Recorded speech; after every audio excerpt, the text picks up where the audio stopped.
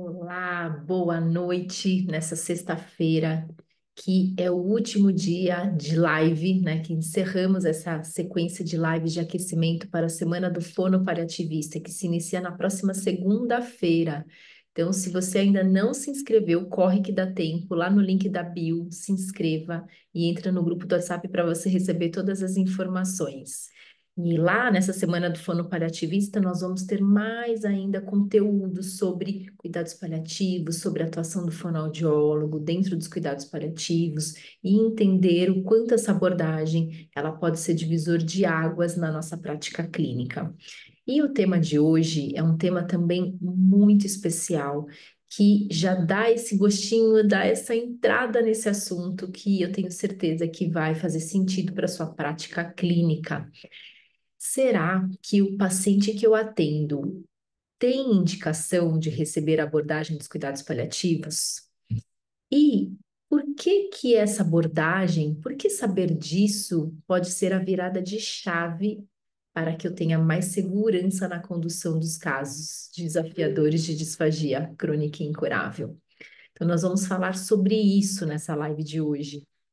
É, e para contar para vocês sobre ferramentas que já nos mostram qual é o paciente que eu atendo que tem indicação de receber a abordagem dos cuidados paliativos. Então, começa a pensar, né? Eu vou contando para vocês as ferramentas, já começa a pensar dos pacientes que você já atende na sua vivência, lidando com as disfagias, seja no ambiente domiciliar, seja no ambiente hospitalar. Uma das ferramentas que nós temos dentro dos cuidados paliativos é a pergunta surpresa.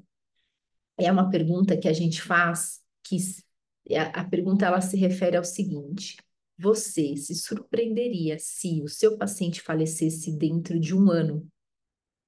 Se você responder não, não me surpreenderia, o seu paciente ele já tem indicação de receber a abordagem dos cuidados paliativos. E aí, com essa pergunta surpresa, dentre os casos que você atende, você já conseguiu perceber pelo menos um ou mais, eu acredito, de pessoas que teriam essa indicação de receber abordagem? Para pensar nisso. E fica com essa pergunta surpresa no seu dia a dia, na sua prática, para que isso vá fazendo sentido para você. Então, é algo que já muda uma perspectiva em relação à condução do seu olhar e principalmente as medidas de ações que você vai tomar a partir de agora. Ok? Eu acredito que você já vai se deparar com algum caso assim. E essa pergunta surpresa, se falecesse dentro de um ano, a gente também já está identificando pessoas que estão com uma fase, indo para uma fase avançada de doença. Mas o cuidado paliativo, ele vai além de pacientes em fase final de vida, como a gente vê muito, né, falar sobre isso, por isso que existe ainda muito tabu em relação a esse conceito, por falta de informação do que realmente é. Mas cuidado paliativo, ele é muito antes disso, ele deve ser indicado muito antes disso. Aí eu vou aprofundar um pouco mais ainda com você sobre essa indicação. Ele deve ser indicado o ideal, o mundo ideal, e eu acredito que nós vamos chegar lá, porque nós estamos em franca expansão com essa abordagem, mas o ideal é que ele seja indicado desde o diagnóstico de uma doença que seja ameaçadora da vida. Por quê? Porque essas doenças desafiadoras, ameaçadoras da vida, que sejam elas crônicas, progressivas ou até doenças graves, que até têm uma perspectiva de cura, por exemplo, mas que traga essa sensação de ameaça, elas causam sofrimento. E esse é o maior indicador para o paciente receber a indicação da abordagem. Porque o cuidado paliativo é uma abordagem que entende a pessoa como um ser multidimensional. Então, é uma abordagem que olha além do físico, é um acolhimento em todas as esferas que nós, como ser humano, somos, né? No âmbito social, espiritual, emocional. Então, é suporte para alívio desse sofrimento. Por isso que todo profissional de saúde, ele precisa saber dessa abordagem. Por quê? Mesmo que você não seja um uma pessoa mesmo que atue na especialidade da abordagem. Hoje a gente não tem dentro da fonoaudiologia a especialidade ainda, né? Isso está caminhando.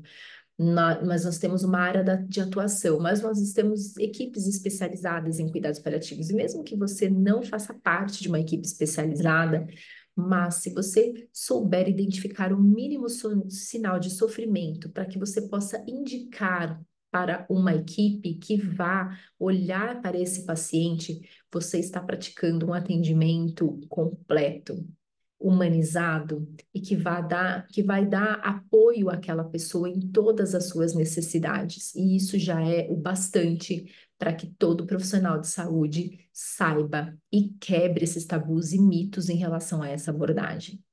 Então, um dos meus papéis, né, que eu venho aqui falar com vocês, é para levar essa informação e para levar para o fonoaudiólogo o quanto nós podemos contribuir para a qualidade de vida dos nossos pacientes o quanto que nós somos indispensáveis nessa atuação e principalmente nessa trajetória do início ao fim que a doença ela provoca, né, esse enfrentamento ao paciente e toda a família. Então, a gente, pensando aqui um pouco mais, né, sobre esse assunto, nós fomos formados para lidar com pessoas, a gente aprendeu sobre doenças, a gente aprendeu a identificar os sinais, os sintomas e o que fazer, né? A gente aprende a fazer uma avaliação impecável, a gente sabe qual exercício usar, pensando na fisiologia. Mas diante disso que eu estou falando, de doenças que cursam com sofrimento, nós não fomos capacitados para lidar com isso. Então, como que eu lido com o sofrimento do outro? E de uma forma ou de outra, isso nós iremos nos deparar em algum momento da nossa trajetória, porque a gente está ali no dia a dia com o nosso paciente, a gente cria vínculo, independente da tua forma de atuação, seja no domicílio, no hospital, na clínica, mas de uma certa forma a gente está ali acompanhando aquela pessoa, a gente está ali lidando com questões desafiadoras para ela, muitas vezes relacionadas à alimentação, como é a nossa expertise, e são situações que causam também muito sofrimento, porque da nossa parte a pessoa ela deixa de comer aquilo que ela comia, ela deixa de ter a independência que ela tinha de fazer as escolhas por ela mesma, então ela depende agora de sugestões de profissionais. E isso vai se tornando sofrimento, um luto mesmo, de algo que não existe mais como era daquela forma. Então, como nós profissionais que lidamos o dia a dia com todas essas situações e o sofrimento da família também que lida com esse luto junto, uma vez que o paciente recebe o diagnóstico que está enfrentando essa doença, todo o entorno dele acaba lidando também com essa situação de uma certa forma. Então, como nós profissionais podemos lidar com isso de uma forma que seja mais leve, mais profissional, mais acolhedora, mais segura. Por isso que os cuidados paliativos é uma abordagem que nos capacita para que a gente possa oferecer um cuidado dessa forma, ou pelo menos saber como agir, o que procurar, o que falar, o que não falar, o que indicar, o que não indicar. Então, isso é um segundo argumento que eu trago para vocês do porquê saber, né, se o seu paciente tem a indicação dos cuidados paliativos e o quanto isso pode mudar a tua trajetória profissional, a forma como você atua, né? Isso acaba sendo até mais leve para nós profissionais, não é? E além disso, dentro dos cuidados paliativos, nós temos uma outra ferramenta, que é a escala do PPS. É uma escala de funcionalidade. E a partir de pontuações que a gente vê a funcionalidade mesmo, em questão motora, em questão até da alimentação, é pontuado nessa escala. Então, se o paciente tem uma alimentação, uma aceitação regular, ou se está diminuída, se está ok, né, se está adequada ou diminuída, até nessa escala é pontuado para a gente ter a dimensão do quanto a alimentação ela é um marcador da progressão da doença. Por isso que nós precisamos saber disso, não é? Por isso que isso se torna uma virada de chave para o fonoaudiólogo que entende dessa abordagem e aí consegue ter mais segurança na condução desses casos de disfagia crônica. Mas vamos lá. Então, existe essa escala de funcionalidade. Dentro dessa escala de funcionalidade, a gente consegue identificar em que fase do cuidado o meu paciente se encontra. E isso faz toda a diferença, porque eu consigo identificar se ele está numa fase moderada da doença inicial, moderada, ou se ele está caminhando para uma fase avançada de doença. E dentro de cada uma dessas perspectivas, o olhar do fonoaudiólogo e de todos os profissionais de saúde se diferencia. É diferente a minha atuação na fase inicial moderada da doença para uma fase avançada de doença. É completamente diferente o objetivo que eu tenho, as ações que eu tenho. E aí eu consigo pensar e ter mais clareza no que é apropriado e o que não é apropriado para cada fase desse cuidado, por exemplo. Então, diante de uma fase avançada de doença, por exemplo, eu vou repensar muito mais na indicação de uma via alternativa. Por quê? Diante de doenças que a gente sabe que existem falências orgânicas, por exemplo, são cenários onde existe uma redução de absorção, mesmo que aquela pessoa receba uma dieta integral na meta, ela não vai conseguir absorver, e a gente vê muito isso na prática, quando acontece distensão abdominal, acontece refluxo, vômito, diarreia e várias outras complicações em relação a isso, por não haver mais uma absorção daquele organismo que está numa fase avançada. Então, a perda de peso, a inapetência, por exemplo, são características dessa fase, e mesmo que a gente possa ter ações, a gente não consegue mudar o desfecho dessa situação. Então, o profissional que entende disso é o profissional que tem mais segurança para saber o que indicar nesse contexto, por exemplo, de saber que muitas vezes num paciente que tem uma síndrome demencial, a mínima oferta via oral, a quantidade reduzida, pode ser muito mais benefício para ele do que eu pensar numa dieta integral, por exemplo, onde eu vou é, deixá-lo até mais agitado por conta de uma sonda, e aí ter que restringir, ter que entrar com medicação para conter essa agitação. Então, todas as ações dentro dos cuidados paliativos, e é isso que traz segurança para o fonoaudiólogo que lida com a disfagia crônica incurável. Todas as ações elas vão ser baseadas em princípios bioéticos. Então, o princípio bioético da beneficência, que é o benefício da minha ação superar o risco, e isso te dá muita clareza do que fazer e do que não fazer.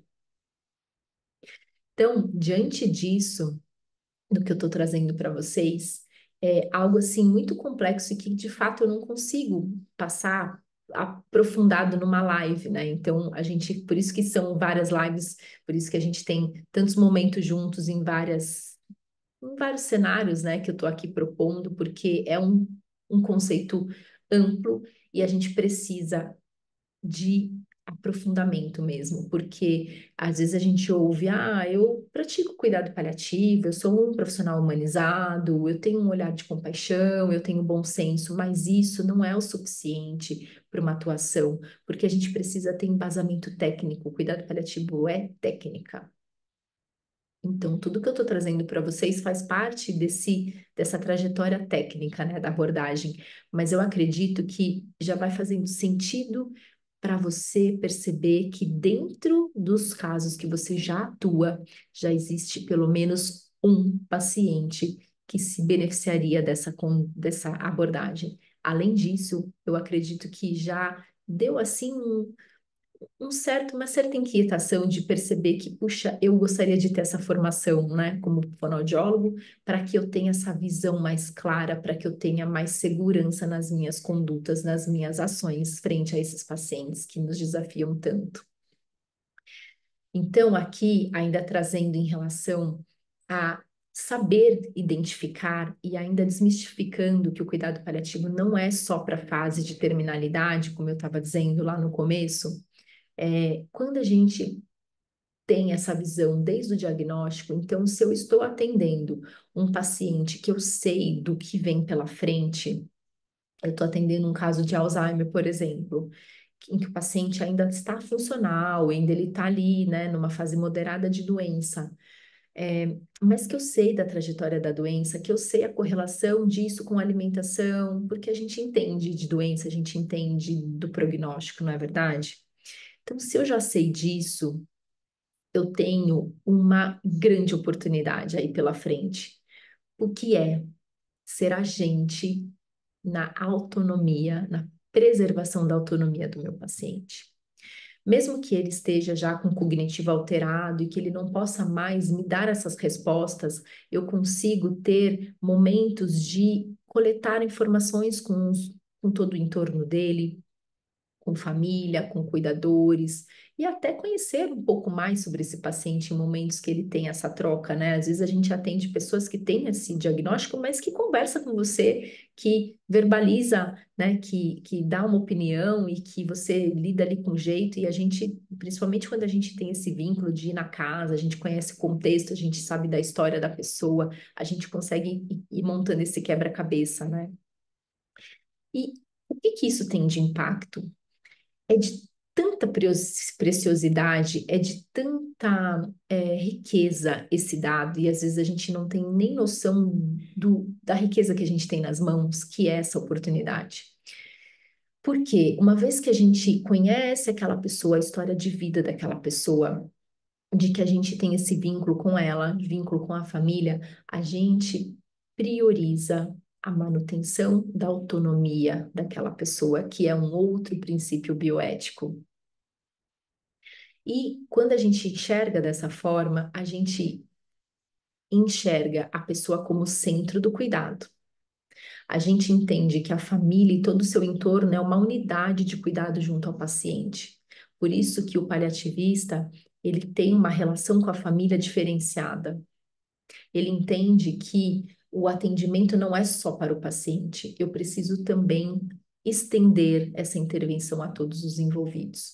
E isso diminui muito as angústias, os conflitos de quando a gente tem situações como, por exemplo, a família não entende o que eu estou falando, a família não acolhe o que eu estou falando, a família não segue a conduta que eu estou falando.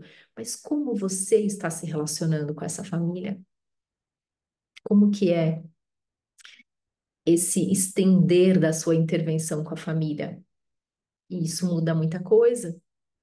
Então, uma vez que a gente enxerga a pessoa como centro do cuidado, essa família, esse todo o entorno, comunidade do cuidado, eu associo a minha expertise técnica a isso.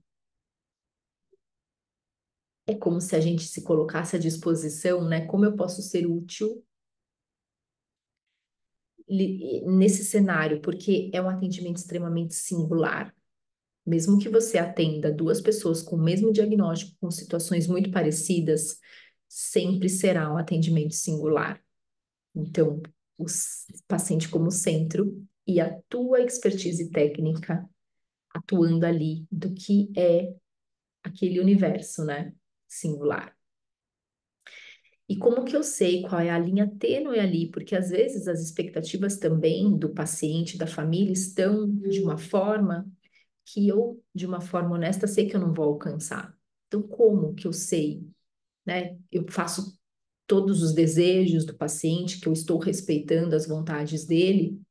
Então, a gente não pode ir para os dois lados do 880 também, né? Porque a gente precisa entender que existe autonomia que é soberana e a gente precisa dessa escuta para entender o que é que importa para aquela pessoa. E a gente também precisa de norteadores que são os princípios bioéticos. Então, aquele princípio que eu citei da beneficência é um dos nortes, que é onde a gente consegue também trazer, alinhar essas expectativas e trazer uma comunicação empática e honesta. E assim nós traçamos um plano de cuidados compartilhados, que é equipe integrada, paciente e família. E eu posso dizer para vocês, isso é a virada de chave.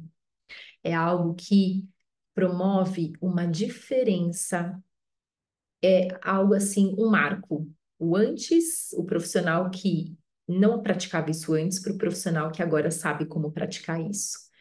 Porque isso faz tanta diferença. Isso promove um efeito que te dá segurança, que te dá clareza, que te dá também um envolvimento com aquele núcleo de uma forma, né, de confiança, e aí sim eles vão realmente entender o que você está dizendo e fazer sentido para eles, porque uma vez que a gente inclui eles e é um plano de cuidados compartilhados, eles acabam fazendo parte. É diferente do que a gente pratica hoje em dia, de que a gente vê muito e que eu já fiz muito também por não saber como, né? Não conhecer sobre esse plano de cuidados compartilhados. Mas naquela ideia, né? E até de uma boa ação mesmo, porque a gente pensa em querer o melhor para o nosso paciente, a gente está ali, a gente estudou tanto, a gente, né, tem tanto conhecimento mesmo que a gente buscou, e a gente chega ali querendo oferecer o melhor para ele. E muitas vezes a gente vai com a nossa visão do que é melhor para ele, não é? E a gente acaba nem perguntando é, o que significa ser bom para ele, o que para ele é qualidade de vida, o que ele entende como a relação dele com a alimentação, que é a nossa expertise, né, da onde a gente vai atuar. Às vezes a gente nem para pensar como que ele está lidando com aquilo, quais são as inseguranças dele, quais são as expectativas dele, o que ele espera do seu atendimento.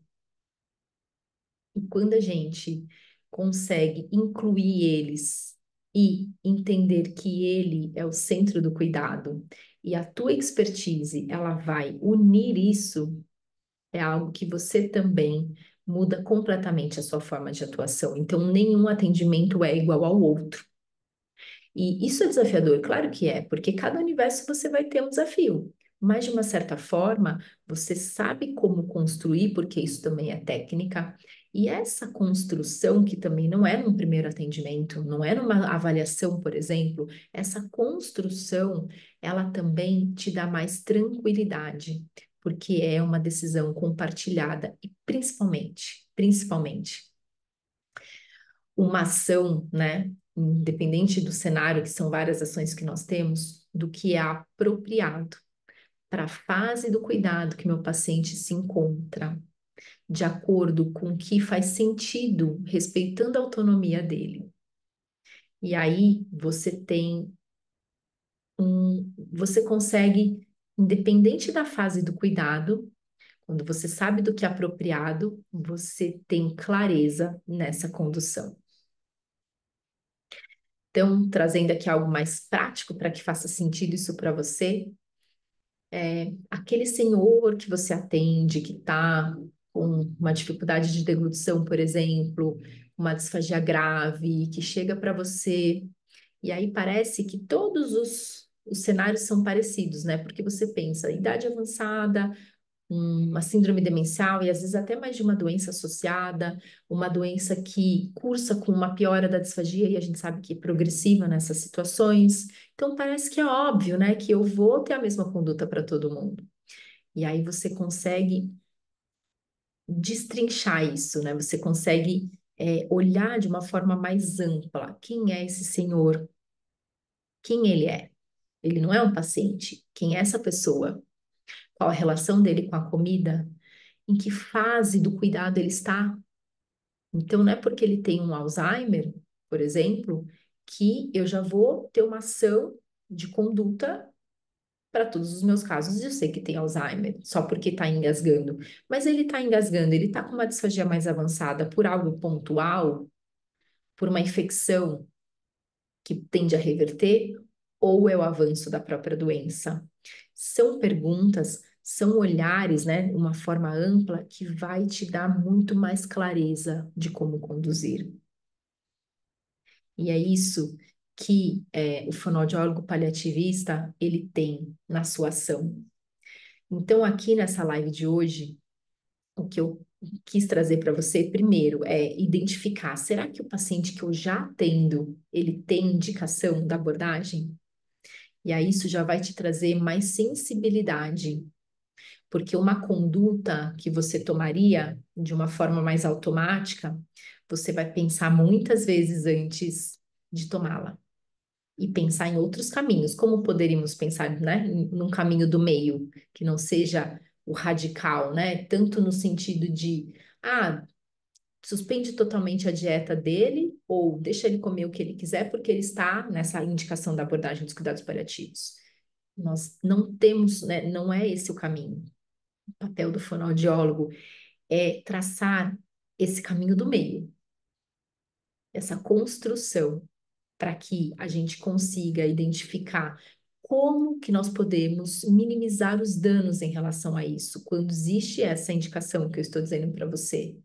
E como nós podemos atuar em equipe, porque sempre vai ser algo baseado em equipe, baseado em família e paciente junto a nós. E isso traz uma leveza muito grande. Nós não estamos sozinhos ao lidarmos com dificuldade de alimentação, porque quando a gente entende que a própria dificuldade de alimentação, ela é marcador do avanço da própria doença, a gente também tem um olhar diferente em relação a isso. Então, aqui, o que eu queria muito compartilhar com vocês é esse olhar. Será que eu já tenho um paciente que tem essa indicação da abordagem? E aí isso vai me fazer pensar muitas vezes antes de uma ação e saber que existem ferramentas que me ajudam a saber em que fase do cuidado que esse paciente está. Porque assim, se ele está numa fase ainda inicial a moderada, eu consigo traçar um plano de cuidado junto a ele, para quando ele avançar numa fase bem desafiadora, que é quando essa disfagia se intensifica, quando existe a inapetência, eu já tracei, já sei como agir nessa fase, porque já está tudo muito mais desenhado junto ao próprio paciente, se teve a condição, a própria família e a equipe. E aí são ações que já foram traçadas e a família já sabia do que vinha pela frente de uma certa forma, porque isso já foi falado com ela, abordado e dado a chance de uma construção. É diferente quando a gente é acionado nessa fase e quando já existe muito sofrimento envolvido, muita insegurança envolvido e numa situação de vulnerabilidade. E aí realmente tomar decisões baseadas nesse contexto fica muito mais desafiador. Mas ainda assim, entendendo de que fase do cuidado o meu paciente está, eu tenho mais clareza, porque os objetivos, o que eu espero de cada fase do cuidado que ele está, vai fazer toda a diferença para as minhas ações. E aí, o fonoaudiólogo que entende isso, essa trajetória toda do cuidado, ele tem mais segurança na condução dos casos de disfagia crônica incurável. Então, essa é a live de hoje. Uma live muito especial, de um conteúdo profundo, eu sei, mas que eu trago aqui, plantando a semente a você, fonoaudiólogo, que ainda tem dúvida. Será que essa tal dos cuidados paliativos, essa fono que vem falando isso, será que isso realmente tem a ver com a minha prática? Porque às vezes parece que está tão distante. Ah, não, não tem a ver, eu adoro reabilitação, mas elas estão completamente ligadas. E não é porque o paciente tem a indicação da abordagem do cuidado paliativo que eu vou deixar de reabilitar.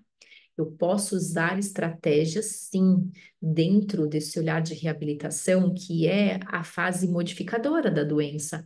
Quando ele está numa fase inicial moderada, isso é muito bem-vindo, mas eu não posso deixar de olhar que se ele tem uma doença nessa proporção, as coisas irão se modificar. E quando eu olho para isso, eu não sou pega de surpresa lá na frente quando isso acontece, porque eu sei o que fazer além da reabilitação. E é isso que o fonoaudiólogo tem mais segurança ainda, porque não é aquele ponto que ele acha, puxa, parece que eu estou num limite terapêutico. Não, ele sabe que esse momento iria chegar. Então, essa live é para trazer esse conhecimento a você e mostrar o quanto isso está próximo, o quanto isso já faz sentido na sua prática, pelo menos para um paciente que você já atende, eu tenho certeza que isso já faz sentido. E convido a você para embarcar comigo nessa trajetória, nessa caminhada que daremos início na segunda-feira para a Semana do Fono Paliativista, para que você se aprofunde mais e mais nessa abordagem e para que você faça uso dela e assim te dê clareza e segurança na condução dos seus casos de disfagia crônica incurável.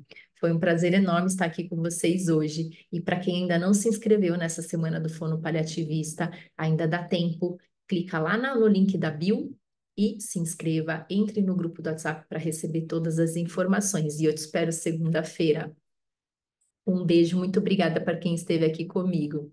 E para quem vai assistir essa live depois também, que eu vou deixar gravada. Muitíssimo obrigada.